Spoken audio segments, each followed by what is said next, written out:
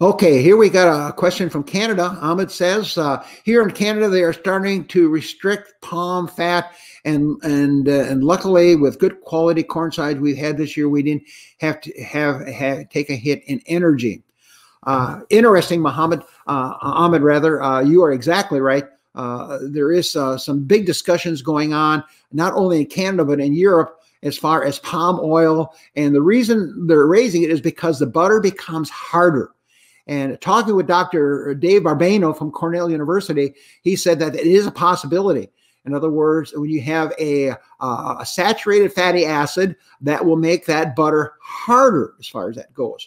And so what's happening is that the dairy cow that's being fed, say, half a pound, 3/4 of a pound, or a pound of palm oil, she now builds some of that oil directly onto the triglyceride molecule to make the milk fat. And so when we churn that into butter, we get a different product. What will soften that butter up?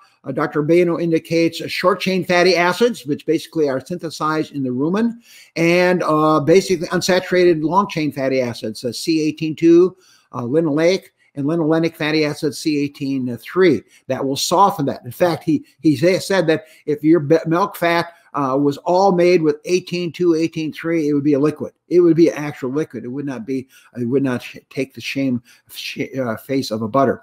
I just saw an email this morning from Canada that suggests that this risk is not major, but certainly it is out there at this stage of the game. And so I think we should be aware of it, and we're hearing more from our experts on that. So at this point, Ahmed, you're right.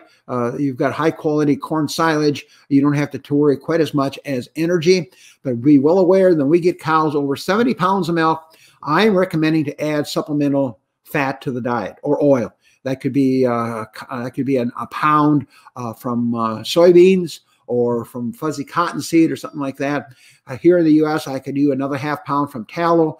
In some countries, I think Canada is one of them, and Europe is another one. You cannot feed animal fat in the diet at this point. And then, of course, you can look at palm oil. Palm oil is considered a fairly inert fat, doesn't really mess up the rumen fermentation because it's saturated, C16 saturated fatty acid. So, Ahmed, that may be more than what you wanted to hear, but it's a good comment. And I think the jury says that, yes, it could be a factor, but one source says from Canada it's not a major factor with it. But the consumers, they're always right. And so if they perceive a difference, we should be well aware of that.